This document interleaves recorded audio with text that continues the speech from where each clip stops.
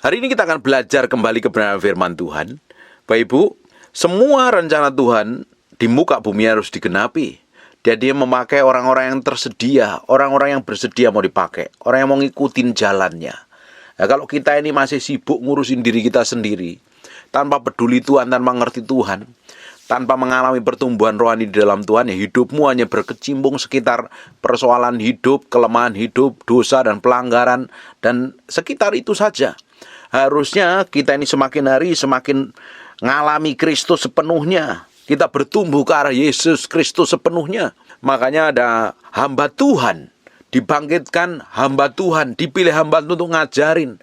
Ada pelayan-pelayan yang ditempatkan di antara umat Tuhan supaya membuat umat Tuhan itu bertumbuh dewasa ke arah Yesus Kristus. Di Efesus 4 ayat yang ke-11 dikatakan Tuhan beri rasul, nabi, penginjil, gembala, guru untuk memperlengkapi orang kudus supaya ngerti kebenaran firman Tuhan, tumbuh dewasa penuh sampai ngalami kepenuhan Kristus. Tidak lagi menjadi anak-anak, supaya ngerti kebenaran firman Tuhan, supaya orang-orang yang bertumbuh dewasa di dalam Kristus tadi bisa dipakai Tuhan untuk menyelesaikan pekerjaannya di muka bumi ini. Tapi pada kenyataannya banyak hamba Tuhan gak ngajarin benar. Banyak hamba Tuhan gak mendidik umatnya menjadi dewasa. Tapi ya mulai hari ini mulai banyak orang ngajarin umat Tuhan terus makin pinter. Bahkan ada beberapa pendeta, kalau jemaatnya lebih pinter dari pendetanya, diinjek kepalanya supaya gak muncul. Harusnya semakin hari semakin muncul orang-orang yang dipakai Tuhan luar biasa, diberikan hikmat, pengertian dan pengetahuan, bukan malah pemimpinnya insecure, kalah saing, takut kalah saing, takut tersaingin, takut kalah pamor dan lain sebagainya. Saya lebih senang orang yang saya muridkan, orang yang saya didik lebih pintar dari saya, lebih hebat dari saya, lebih urapan dari saya. Saya ingin orang yang rajin mendengarkan firman yang saya sampaikan ini, menjadi orang-orang yang dipakai Tuhan, memiliki hikmat, pengertian, pengetahuan, memiliki pengurapan yang berbeda, pengaruhnya lebih besar dari pengaruh saya hari ini. Dan mereka akan dipakai Tuhan dan diberkati secara luar biasa. Saya nggak takut tersaingin. Saya lebih senang orang yang saya muridkan, saya didik lebih hebat dari saya. Bapak Ibu, harusnya para hamba Tuhan dan para pendeta atau siapapun namanya membuat umat Tuhan itu dewasa di dalam Kristus supaya menggenapi rencana Allah di muka bumi ini. Bukan bergantung sama pendetanya, bukan bergantung sama gembalanya, tapi semakin hari semakin mengalami kepenuhan, kedewasaan penuh, tingkat pertumbuhan yang sesuai dengan kepenuhan Kristus, sehingga bukan lagi anak-anak yang diombang-ambingkan oleh rupa-rupa angin pengajaran, oleh permainan palsu manusia dan kelicikan mereka yang menyesatkan. Orang yang dewasa bisa membedakan dan bisa menyelesaikan masalahnya sendiri. Dia tahu dia harus bertindak seperti apa. Tapi kalau anak-anak terus ya bergantung sama orang tuanya, nggak mandiri, ujungnya apa? Gampang disesatkan, gampang ditipu daya. Bapak Ibu harus lebih pintar sekarang, harus belajar sama hamba-hamba Tuhan yang ngajarin Bapak Ibu dewasa di dalam Kristus. Jangan menjadi anak-anak terus, karena banyak orang kalau nggak diajarin dewasa, dibikin bergantung terus, sebenarnya dia ambil keuntungan atas hidupmu, atas uangmu. Dan sekarang banyak hamba Tuhan yang dikejar adalah uang, dikejar adalah keuntungan pribadi. Harusnya kalau kita nih hamba Tuhan, yang gaji kita Tuhan, yang cukupin semua kebutuhan kita Tuhan, jangan pakai tipu daya segala macam untuk memanipulasi dengan minta uang, minta sumbangan, minta persembahan atas nama Tuhan. Itu sama jahatnya aja. Dan kita meski memiliki hati nurani yang murni nih, hamba Tuhan itu harus memiliki hati yang murni. Jangan sampai kita ini menipu daya orang dengan pakai firman Tuhan, padahal kita punya motivasi jahat dan busuk yang tidak berkenan di hadapan Tuhan. Kalau pemimpinnya nggak memuridkan, kalau pemimpinnya itu nggak melahirkan orang pemimpin-pemimpin yang pinter, pemimpin-pemimpin yang hebat, pemimpin-pemimpin yang bijaksana, yang mengerti kehendak Tuhan, akhirnya apa? Kacau dan berantakan. Kita akan lihat apa yang dialami setelah kematiannya Yosua. Kita akan lihat mulai Hakim-Hakim pasal yang kedua, mulai ayat yang ke-6. Setelah Yosua melepas bangsa itu pergi, maka pergilah orang Israel itu masing-masing ke milik pusakanya untuk memiliki negeri itu. Setelah mereka keluar dari tanah Mesir dan masuk tanah perjanjian, dia sudah sampai tanah perjanjian dan seluruh suku Israel memasuki tanah pusaka mereka. Dan apa yang terjadi? Kita akan lihat ayat yang ke-7. Dan bangsa itu beribadah kepada Tuhan sepanjang zaman Yosua, sepanjang zaman para tua-tua hidup lebih lama dari Yosua. dan yang telah melihat segenap perbuatan yang besar yang dilakukan Tuhan bagi orang Israel. Ini hebat sekali Yosua ini. Sepanjang kepemimpinannya, orang-orang Israel nyembah Tuhan, hidup takut akan Tuhan. Bahkan sepanjang penatua-penatuannya, hidup takut akan Tuhan semuanya. Tetapi apa yang kita lihat? Yosua tidak memuridkan loh. Yosua ini berhenti kepada kepemimpinannya saja. Dia nggak memuridkan murid, nggak memuridkan orang di bawahnya. Dan akhirnya apa yang terjadi? Di ayat yang ke-8. Dan Yosua bin Nun hamba Tuhan itu mati pada umur 110 tahun. Ia dikuburkan di daerah milik pusakanya, di Timnat Heres, di pegunungan Efraim, di sebelah utara gunung Gaas. Ayat yang ke-10. Setelah seluruh angkatan itu dikumpulkan kepada nenek moyangnya, bangkitlah sesudah mereka itu angkatan yang lain yang tidak mengenal Tuhan atau perbuatan yang dilakukannya bagi orang Israel. Setelah kematian Yosua, ada generasi baru yang bangkit dan tidak kenal Tuhan sama sekali. Kenapa nggak kenal Tuhan? Karena nggak diajarin firman Tuhan. Makanya Bapak Ibu mesti belajar firman sampai hari ini. Ngerti kebenaran. Bapak Ibu ngerti kebenaran bukan untuk ngutbahin orang lain, bukan untuk menghakimi orang lain, untuk kasih makan manusia rohmu. Anak didikmu harus dididik dengan kebenaran firman Tuhan, supaya ngerti kebenaran, sehingga keputusan yang diambil, sikap yang diambil, itu sesuai dengan kebenaran firman Tuhan. Sehingga bukan menjadi angkatan yang nggak ngerti apa-apa, akan hancur hidupnya. Kalau nggak ngerti kebenaran, dia bertindak semaunya sendiri loh. Setelah Yosua mati, nggak ada pemimpin, sehingga bangsa ini berbuat seenak perutnya sendiri, bertindak semaunya sendiri, dan dia nggak kenal Tuhan sama sekali nih. Ini kan ngeri sekali. Nah, hari ini harusnya hamba Tuhan ngajari umat Tuhan kenal Tuhan, ngalami Tuhan, dewasa di dalam Kristus. Kalau hamba Tuhan hanya membuat jemaatnya bergantung pada dirinya, jangan mau, tinggalkan. Cari hamba Tuhan yang ngajarin hidupmu kenal Tuhan, ditumbuh dewasa, bisa menyelesaikan masalah. Pada kenyataannya banyak orang Kristen itu rajin ke gereja, ibadah ke gereja loh. Tapi nggak ngerti firman, bertahun-tahun ke gereja, ibadah nggak ngerti firman. Hidupnya babak belur, hidupnya kacau. Tapi kalau orang Kristen itu rajin ibadah dan ngerti kebenaran firman, dia dewasa di dalam Kristus. Dia ketika ngadepin masalah, dia bisa menyelesaikan masalah seperti yang Tuhan mau dan Tuhan inginkan. Tapi hari ini banyak kenyataannya, banyak orang cari pendeta, konseling sama pendeta. Dia pikir pendeta tahu segala-galanya.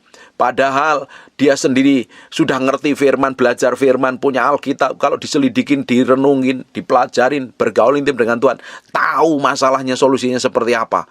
Karena banyak orang Kristen nggak dewasa di dalam Kristus. Kenapa? Nggak diajari ngerti kebenaran. Yosua nggak ngajarin generasi berikutnya, nggak mempersiapkan generasi berikutnya menjadi generasi yang takut akan Tuhan. Makanya bangkit satu generasi yang lain yang nggak kenal Tuhan sama sekali loh. Yosua itu orang hebat sekali loh, dipakai Tuhan luar biasa loh.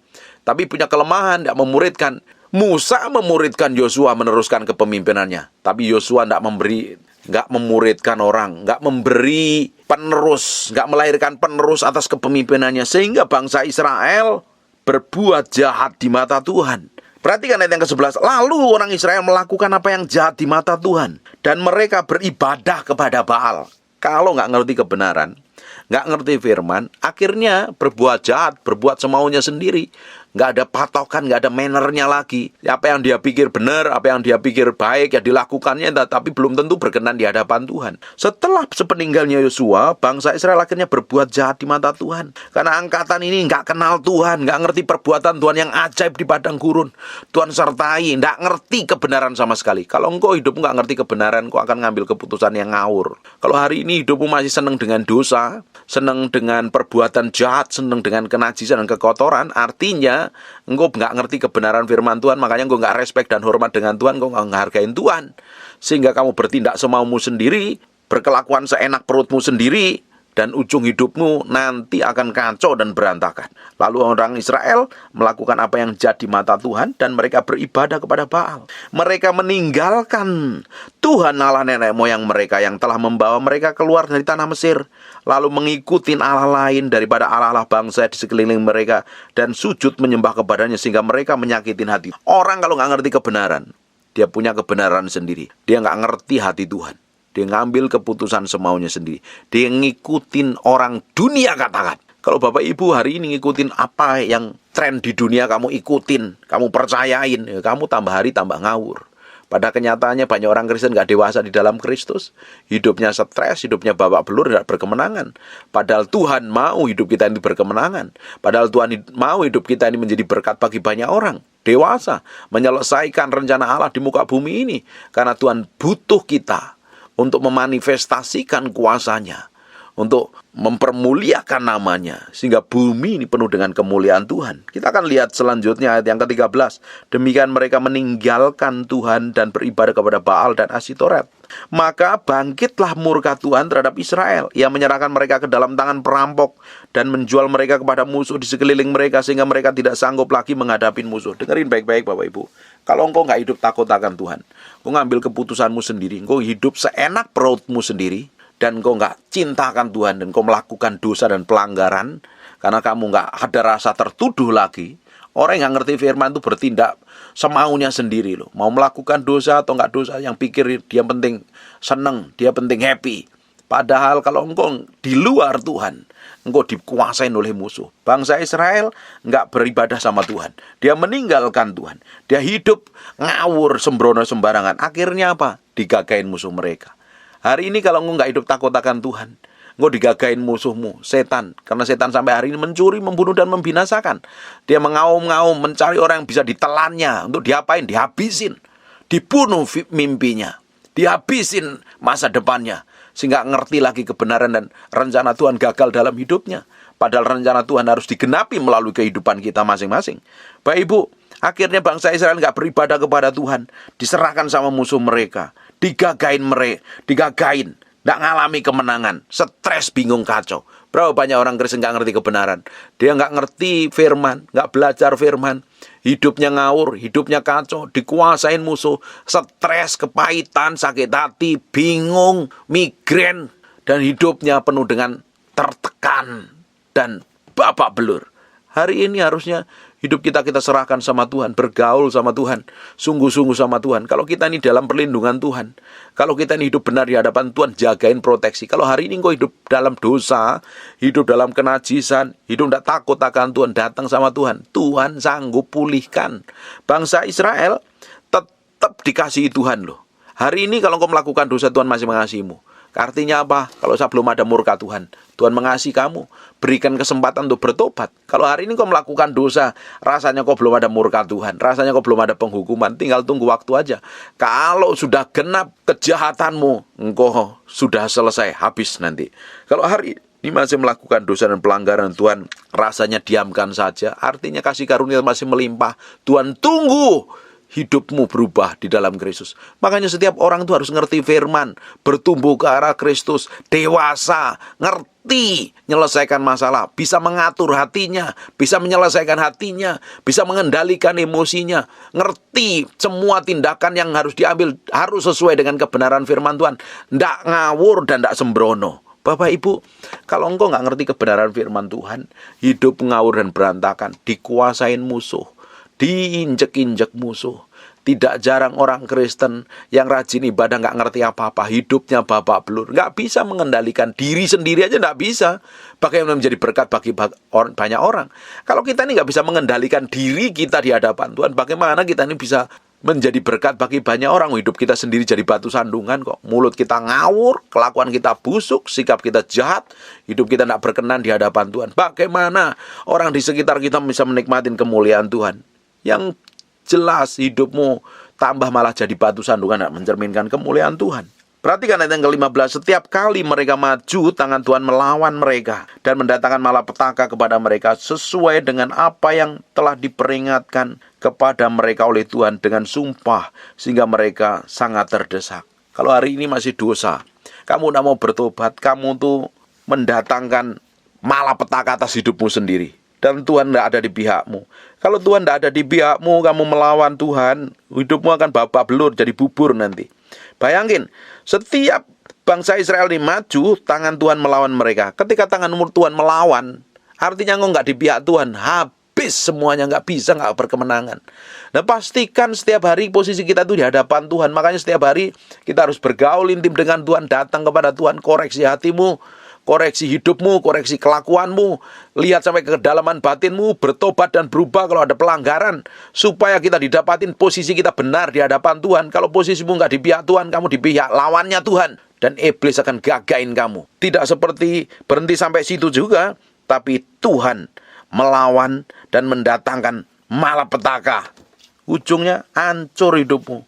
Tangan Tuhan nggak ada di pihakmu, tangan Tuhan melawan hidupmu, kacau kamu. Makanya kita harus semakin hari semakin belajar, ngerti kebenaran, semakin mau berubah, bertobat dan sadar diri itu.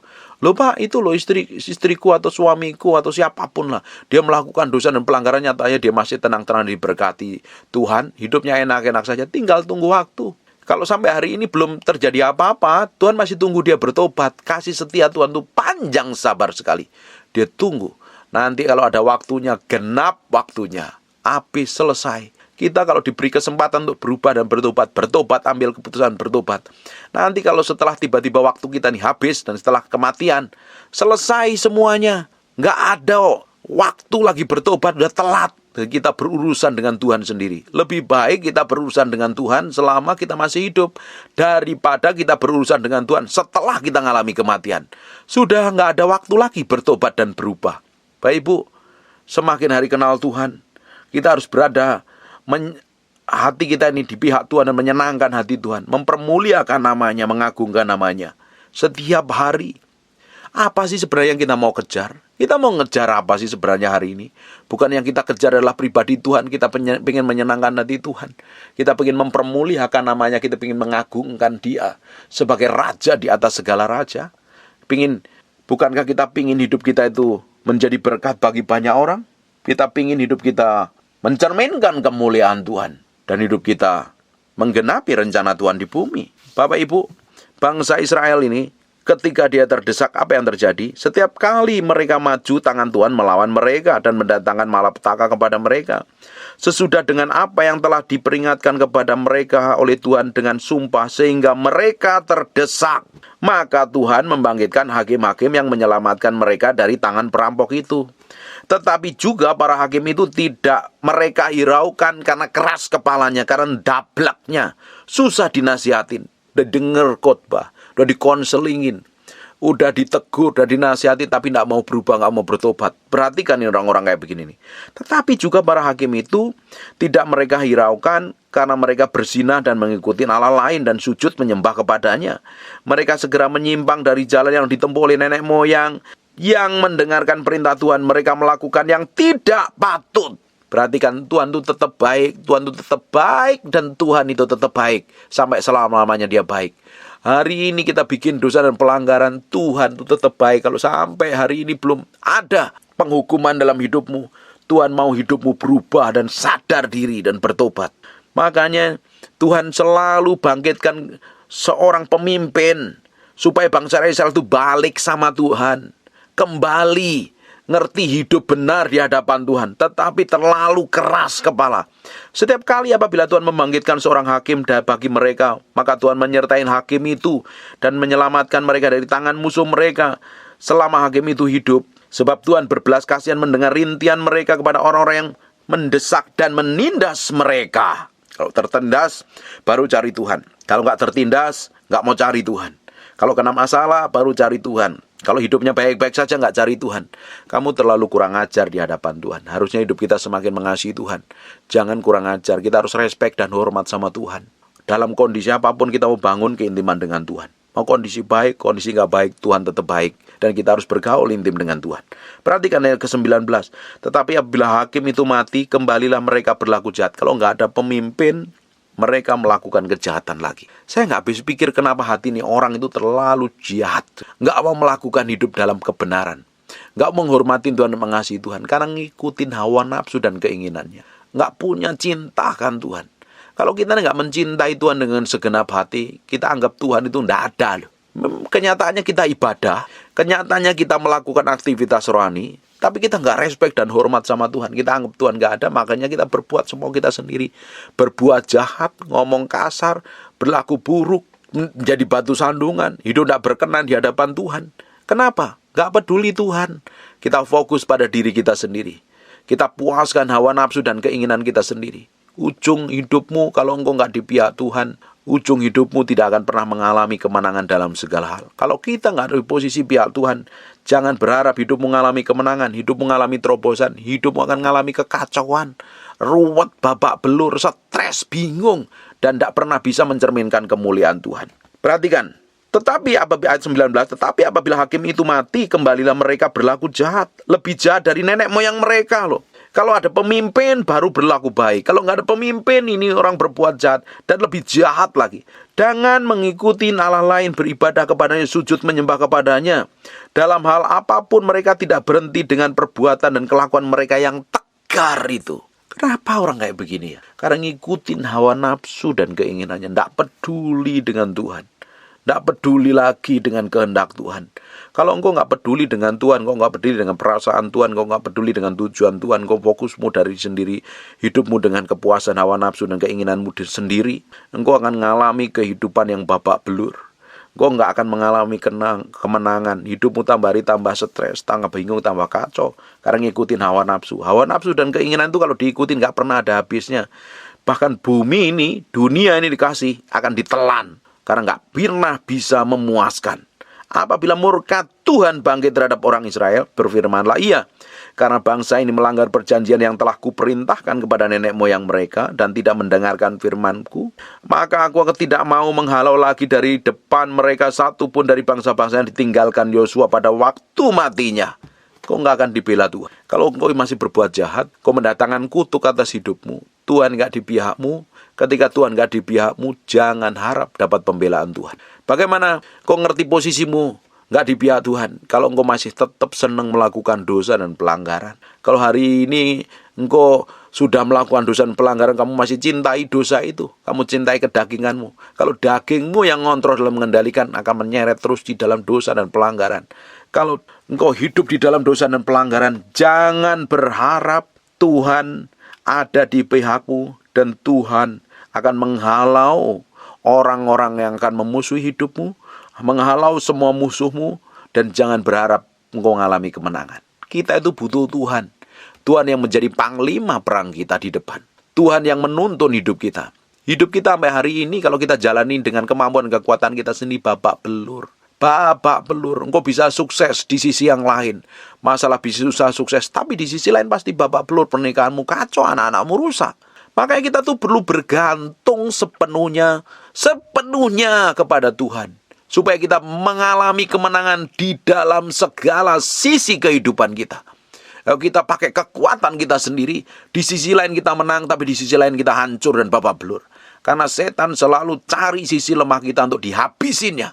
Sisi lemah itu dari pintu masuknya dan tujuannya untuk menghancurkan kekuatan kita. Makanya kita perlu bergantung sama Tuhan. Kita minta kekuatan Tuhan. Kita nempel sama Tuhan. Setiap langkah kita libatkan Tuhan. Dan sepanjang tahun ini, engkau akan mengalami kemenangan dalam segala hal. Dalam segala sisi kehidupanmu akan mencerminkan kemuliaan Tuhan. Kalau tidak, akan tetap babak belur, tetap tidak pernah berubah, tetap jatuh dalam dosa, dan hidupmu dari tahun ke tahun tetap sama. Tidak mengalami breakthrough dan terobosan. Tapi kalau hidup kita bergantung sama Tuhan, hidup kita akan mengalami breakthrough dan terobosan. Kita ulang di ayat 21. Maka aku pun tidak mau menghalau lagi dari depan mereka satu pun dari bangsa-bangsa yang ditinggalkan Yosua kepada waktu matinya. Bangsa itu jadi penghalang kalau nggak dihalau Tuhan. Sebenarnya kemenangan yang kita capai, keberhasilan, kesuksesan, promosi dan peninggalan ini semuanya datangnya dari Tuhan kok. Karena ada Tuhan campur tangan di dalamnya. Nah, harusnya kita tetap bergantung sepenuhnya sama Tuhan. Ayat yang kedua. Supaya dengan perantaraan bangsa-bangsa itu aku mencobai orang Israel. Diizinkan kadang masalah untuk mengetes hati kita, nguji hati kita. Makanya bersyukur kalau mau ngadepin masalah. Kadang masalah itu sebagai sarana, batu loncatan.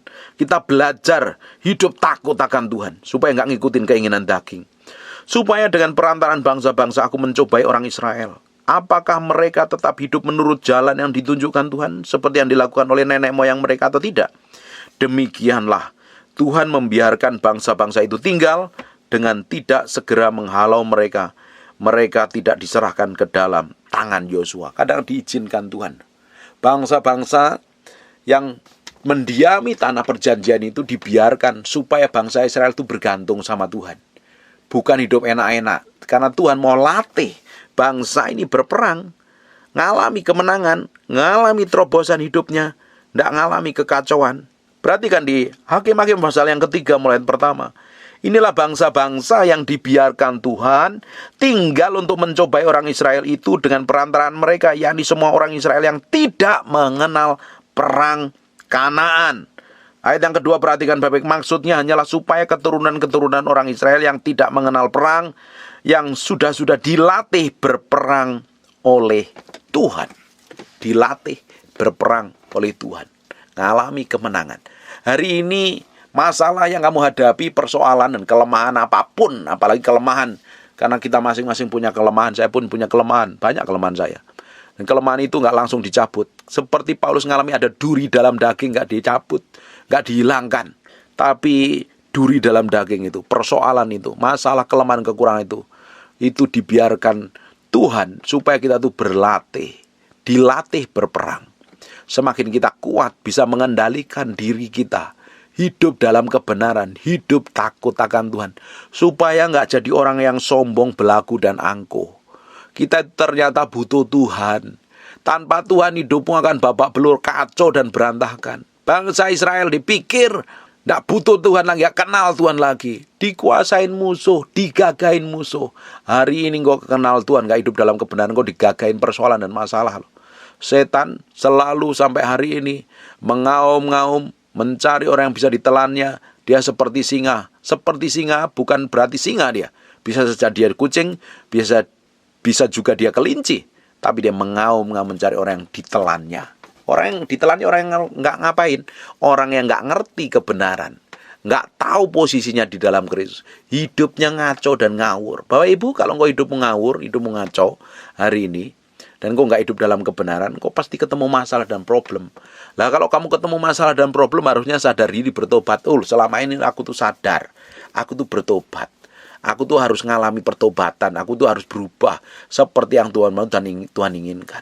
Bayangkan Bapak Ibu, kalau setiap hari kita belajar firman, ngerti kebenaran, kita tuh bisa mengendalikan hati kita ini dengan tepat di hadapan Tuhan. Ketika kita mau melakukan dosa dan pelanggaran, kita nggak mau melakukan dosa dan pelanggaran. Kita fokusnya untuk nyenengin hati Tuhan. Kita mau menyenangkan hati Tuhan.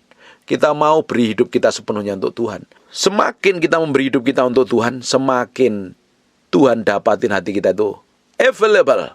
Dan Tuhan mau limpahi kekuatan dan kuasa untuk menjadi penyambung lidah Allah, menyelesaikan rencana Allah di muka bumi. Amin. Hari ini pastikan hidupmu benar di hadapan Tuhan. Hidup takut akan Tuhan. Belajar firman.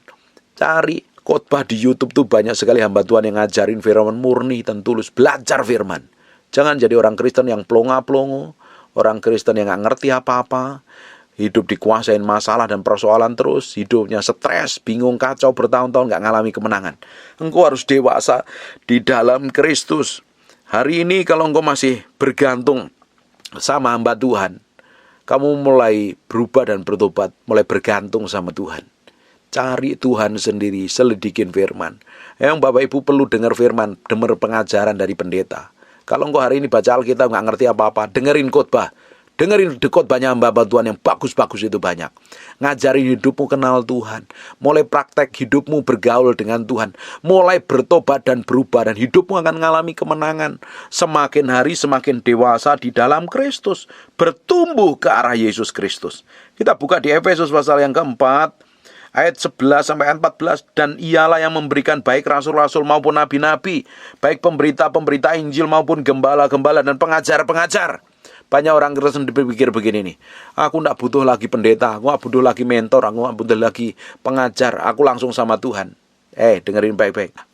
Tuhan sendiri ngomong di kitab Efesus pasal 4 ayat yang ke-11, Tuhan memberi kepada jemaat Tuhan rasul-rasul, nabi-nabi, pemberita Injil, gembala-gembala, pengajar-pengajar. Ngapain kerjaannya mereka? Untuk memperlengkapi orang-orang kudus bagi pekerjaan pelayanan, Mereka memperlengkapi nih orang-orang kudus ini. Dengar firman, kayak Bapak Ibu dengar firman hari itu, diperlengkapi, didewasakan. Pola pikirmu yang salah mulai ditinggalkan, mulai ambil keputusan hidup benar, hidup takut akan Tuhan. Kamu diperlengkapi untuk pekerjaan pelayanan bagi pembangunan tubuh Kristus. Ternyata hidupmu nggak hanya untuk dirimu sendiri. Hidupmu ternyata punya tujuan Tuhan, bukan hanya untuk musingin diri sendiri. Bagaimana kamu ngerti tujuan Tuhan kalau kamu masih pusing dengan persoalan dan masalahmu, masih ngurusin hati aja nggak benar, masih hidup dalam kedagingan, hidup penuh amarah, hidup penuh kepahitan, hidup dalam dosa. Ya bagaimana kamu bisa menjadi pelayan-pelayan untuk pembangunan tubuh Kristus? Kamu harus mengalami kemenangan dahulu. Belajar, bertobat, berubah ke arah Yesus Kristus. Ternyata hamba-hamba Tuhan ini untuk memperlengkapi orang-orang kudus bagi pelayanan, pekerjaan pelayanan, bagi pembangunan tubuh Kristus. Supaya apa? Supaya kita tuh dewasa, sampai kita semua mencapai kesatuan iman dan pengetahuan yang benar tentang anak Allah. Ngerti pengetahuan tentang firman, ngerti Tuhan, ngalami Tuhan, hidupnya diubahkan. Terus ngalami kedewasaan penuh. Orang yang dewasa itu dia tahu ngambil keputusan yang tepat itu seperti apa. Menyelesaikan masalah sendiri itu bisa. Dia tahu kekurangan kelemahannya, dijagain dirinya begitu rupa supaya dia nggak ngambil keputusan yang salah. Dia tahu persis orang dewasa bisa dipercaya. Dia tajam. Orang Kristen yang dewasa itu tajam, bisa membedakan antara tangan kiri dan tangan kanan. Dia bisa membedakan dosa dan perkenanan Tuhan. Dia bisa membedakan kekudusan dan kenajisan. Orang Kristen yang dewasa bisa ngambil keputusan dengan tepat. Apa yang harus dia lakukan sesuai dengan ketepatan ilahi. Tapi hari ini banyak orang Kristen nggak dewasa. Kenapa nggak dewasa? Nggak diajarin firman dengan benar. Hari ini engkau mesti belajar firman dengan benar. Kalau sudah bertahun-tahun jadi orang Kristen tapi hidupmu babak belur terus, stres terus, panik terus, khawatir terus, ribut terus dengan orang lain, dengan pasangan hidupmu, berubah, bertobat. Artinya engkau selama ini sikap dan tindakanmu tidak sesuai dengan kebenaran firman Tuhan. Hari ini bertobat dan berubah. Dengar pengajaran, dengar khotbah yang baik, supaya hidupmu semakin hari semakin bertumbuh ke arah Yesus Kristus Tuhan. Dengerin, hamba Tuhan yang baik adalah hamba Tuhan yang ngajarin umatnya dewasa di dalam Kristus. Bukan mencari keuntungan atas uang jemaatnya. Hamba Tuhan yang benar adalah hidupnya membawa umat Tuhan dekat dengan Tuhan, bukan dekat dengan dirinya sendiri. Kalau ada hamba Tuhan membawa dirinya dekat dengan dirinya sendiri, tinggalin. Itu hamba daging. Hari ini kita harus dewasa di dalam Kristus. Kalau engkau dewasa di dalam Kristus, engkau bisa membedakan mana yang berkenan di hadapan Tuhan dan tidak. Mana yang menyenangkan hati Tuhan dan tidak. Semakin engkau dewasa dan mengalami tingkat pertumbuhan yang sesuai dengan kepenuhan Kristus, hidupmu tidak gampang lagi diombang-ambingkan. Kamu bisa membedakan, oh ini pengajaran yang nggak benar nih. Ini pengajaran yang ngawur nih. Ini permainan palsu manusia nih, kelicikan yang menyesatkan ini. Orang yang dewasa di dalam Kristus bisa membedakan, memiliki ketajaman sekali loh. Oh ternyata ini hamba Tuhan ini deket-deket saya, hanya mau duit saya.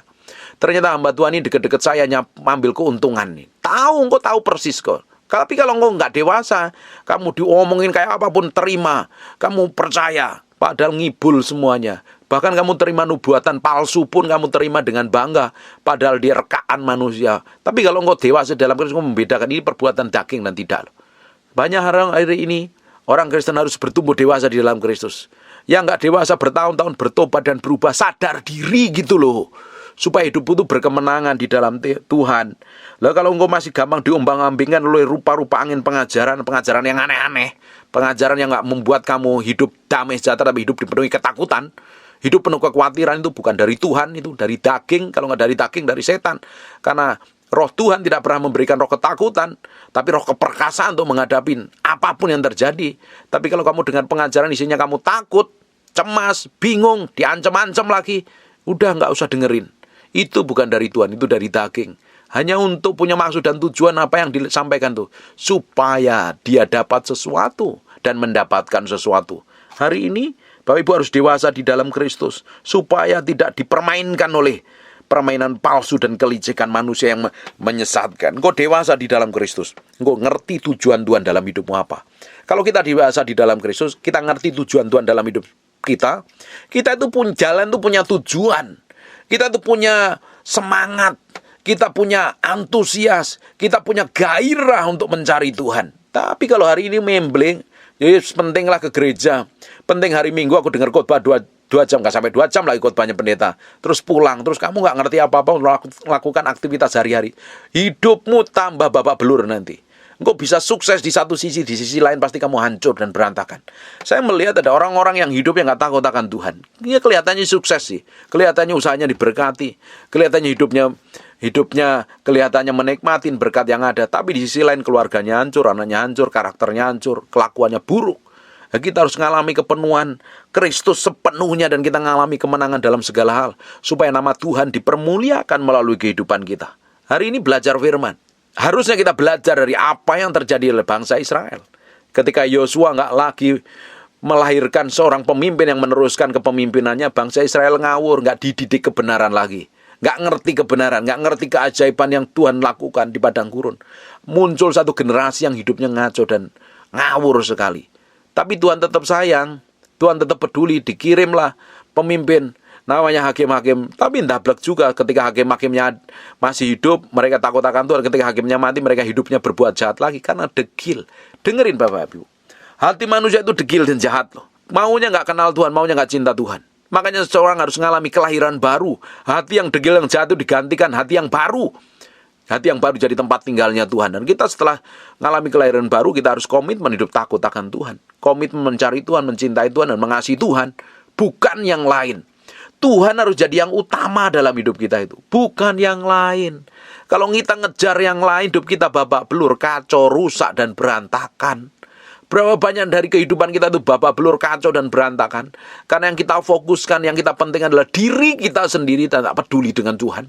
Dan hidupmu malah mengalami banyak persoalan dan masalah. Hari ini, belajar firman untuk kasih makan manusia rohmu supaya bertumbuh dewasa, bisa membedakan mana yang kudus dan mana yang tidak, mana yang berkenan dan mana yang tidak. Semakin hari hidup kita didapatin menyenangkan hati Tuhan. Amin. Jangan keraskan hati. Jangan keraskan hati. Kalau hari ini engkau masih hidup dalam dosa, hidup dalam perjinahan, hidup dalam kepahitan, hidup dalam sakit hati, hidup dalam kehancuran, belajar bertobat, berubah seperti yang Tuhan mau. Kalau engkau hari ini ngadepin masalah, coba lihat sampai kedalaman batinmu. Masalah itu timbul gara-gara apa? Tuhan punya maksud apa di balik masalah ini? Kalau Tuhan punya maksud untuk supaya kamu bertobat dan berubah, ambil keputusan untuk bertobat dan berubah. Dan Tuhan sanggup pulihkan dengan segera. Tuhan sanggup pulihkan dengan segera. Kalau ada masalah yang hari ini diizinkan Tuhan dalam hidupmu, Tuhan punya maksud dan tujuan untuk melatih hidupmu berperang, ngalami kemenangan kok. Nggak babak belur, nggak bergantung sama orang lain terus, bergantung sama pendeta terus kok. Supaya hidupmu dilatih mengalami kemenangan hari demi hari dan mencerminkan kemuliaan Tuhan. Amin. Saya berdoa mulai hari ini ada orang-orang yang haus dan lapar akan Tuhan. Orang yang rindu ingin kenal hati Tuhan, ngerti tujuan Tuhan. Ada orang yang ingin dewasa hidupnya di dalam Kristus dan mengalami kepenuhan Kristus. Kalau engkau nggak dewasa, engkau gampang ditipu pendeta. Engkau gampang diiming-iming pendeta atas nama Tuhan, padahal dia mengambil keuntungan dari hidupmu. Karena sekarang pendeta itu pinter. Kalau ngomong dikit-dikit atas nama Tuhan, menabur untuk keperluan Tuhan, padahal untuk keperluan perutnya sendiri. Banyak pendeta manipulatif. Ayo kita menabur untuk pekerjaan Tuhan. Padahal dia bangun, dia nabur, bangun gereja atas nama keluarganya untuk kepentingannya sendiri. Jarang sekali hamba Tuhan yang murni dan tulus. Tetapi tetap Tuhan masih bangkitin satu generasi yang tulus dan murni. Kalau engkau dewasa di dalam Kristus, engkau bisa membedakan mana itu yang murni dan mana itu yang palsu. Kalau engkau ngidupin kepalsuan, hidup dengan dipimpin penuh kepalsuan, hidupmu akan babak belur, nggak dewasa dalam Kristus. Tapi kalau engkau dewasa di dalam Kristus, hidupmu semakin dipakai Tuhan. Dengerin baik-baik. Sepanjang umur hidupmu nggak harus bergantung sama pendeta. Ada saatnya sendiri, engkau harus menjadi orang yang dewasa di dalam Kristus. Bahkan bisa memuridkan, mengonselingin orang. Kalau selama ini hidupmu hanya dikonselingin orang, nggak pernah menjadi berkat, berarti engkau harus bertumbuh dan berubah ke arah Yesus Kristus dan berubah menjadi serupa segambar dengan Tuhan. Belajar kebenaran. Saya berdoa akan lahir satu generasi yang berbeda, generasi yang hidupnya takut akan Tuhan, bukan generasi yang hidupnya nggak kenal Tuhan. Saya berdoa suatu hari muncul orang-orang yang ngerti kebenaran, hidup takut akan Tuhan, hidupnya tahu angkatan yang mengenal Tuhan dan perbuatan-perbuatan yang ajaib dan dahsyat, dan melakukan banyak hal yang luar biasa untuk kemuliaan nama Tuhan. Amin. Tutup matamu, tutup Alkitabmu, kita berdoa. Bapa dalam nama Yesus, terima kasih buat firman-Mu, hamba-Mu bersyukur buat hikmat, pengertian, pewahyuan. Kami berdoa firman ini kami materaikan dengan darah domba, terpahat dalam loh batin kami. Firman ini memberikan kami kemenangan hari demi hari, dewasa di dalam Kristus. Dan hamba-Mu berdoa untuk setiap umat-Mu yang rajin mendengar firman yang hamba-Mu sampaikan. Tuhan, buat mereka mengalami kemenangan hari demi hari hidupnya, mempermuliakan nama Tuhan. Hari demi hari hidupnya meninggikan Tuhan dan mengalami breakthrough dan terobosan dalam segala hal. Bagi-Mu Tuhan, pujian, hormat, dan pengagungan. Hamba-Mu berdoa untuk orang yang sakit dan mengalami kelemahan tubuh, oleh bilur Yesus, oleh darah Yesus, jadilah engkau tahir, jadilah engkau sehat, jadilah engkau sembuh. Dalam nama Yesus, hamba-Mu berdoa. Segala pujian, hormat, pengagungan buat Raja kami yang mulia. Dalam nama Yesus, haleluya. Amen. And God bless you.